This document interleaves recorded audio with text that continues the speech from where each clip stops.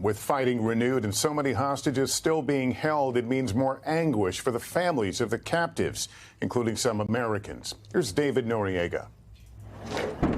Tonight, the renewed sound of missiles and mortars in Gaza, dashing Yair Moses' hopes for an imminent reunion with his father, Gadi. How are you feeling now that the war has resumed? I'm very worried, very worried. His father, one of nearly 140 hostages still held in Gaza, taken by Hamas terrorists during the October 7th attacks. His mother, Margalit, was also kidnapped, but she was released on day one of the ceasefire. We first met Yair soon after. How does it feel to have, on the one hand, your mother back with you, but on the other, your father still in Gaza? So for the first 2 days, we allowed ourselves to be happy, and one more day and she could have been dead. His is one of many Israeli families split between joy and despair.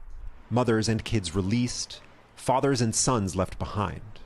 And the White House believes as many as 8 Americans are still held hostage.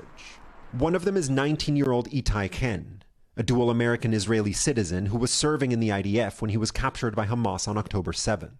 His father Ruby's message to the Israeli government: there will not be a victory picture without having all the hostages come out.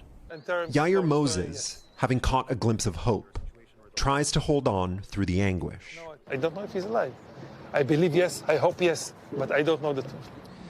Yair told us that his mother is doing physically okay, but she doesn't want to hear any of the details about the horrors that Hamas perpetrated on her kibbutz on October 7th, including so many of her friends and loved ones who were killed. Thanks for watching. Stay updated about breaking news and top stories on the NBC News app or follow us on social media.